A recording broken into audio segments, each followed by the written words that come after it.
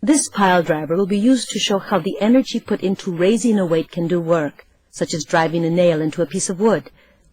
Weights will be dropped from various heights to strike a nail at the bottom of the fall. Here is the single weight dropped 35 centimeters.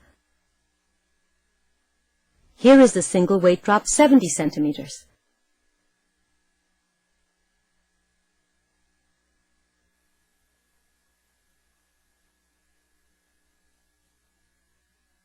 Here is the double weight dropped 70 centimeters.